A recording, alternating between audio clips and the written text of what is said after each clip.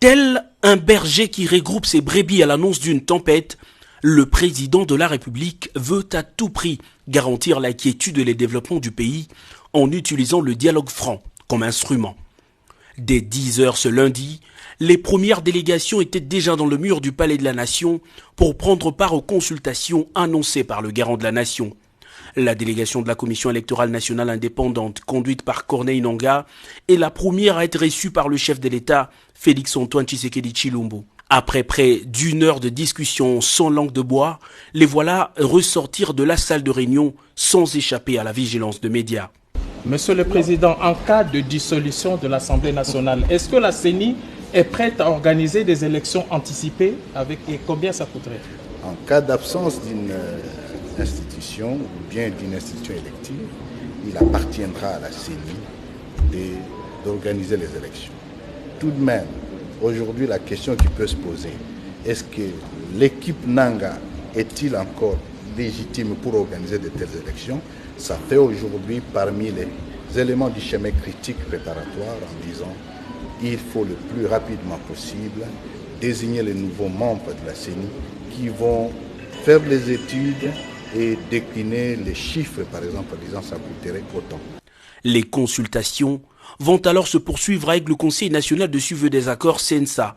Son président, Joseph Olengankoy, a au sortir de l'entretien lancé un appel aux tireurs de ficelles qui, selon lui, ne facilite pas la tâche aux autorités. Et nous tous ici, la seule personne qui a eu le pouvoir par la voie, le suffrage universel, c'est le président de la République. Nous, notre rôle ici n'est pas de venir pour faire et dire les mensonges à celui qui a le destin du pays entre ses mains. Notre mission est de dire toujours la vérité et l'orienter vers la voie de la paix. Tour à tour, les délégations des commissions de droits de l'homme et autres structures de la société civile vont se succéder dans cette salle de réunion. La responsabilité de médias dans une période aussi cruciale a alimenté les discussions du chef de l'État avec la délégation du CESAC qui avait à sa tête Tito Ndombi, son président. Entre deux bureaux, Félix-Antoine Tshisekedi a également accordé un moment d'échange particulier à quelques personnalités du monde religieux. D'abord, le cardinal Laurent Moussengo Passigna. Nous avons eu un mémo que nous lui avons présenté dans lequel nous disons que le pays a besoin de centrer le tout sur l'économie.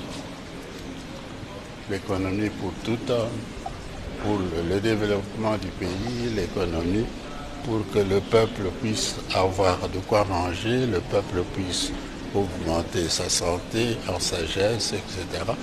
Et puis à la fin, nous avons commencé à répondre à ces questions. Et plus tard, les représentants des différentes confessions religieuses, Église du Christ au Congo, le Haut Conseil des Églises de Réveil, ceux des Églises indépendantes du Congo, la Pastorale nationale congolaise, l'Armée du Salut, les musulmans des tous bords, les orthodoxes, pour ne citer que ceux-là, ont formulé des recommandations pour aplanir les divergences qui freinent l'élan du développement du pays.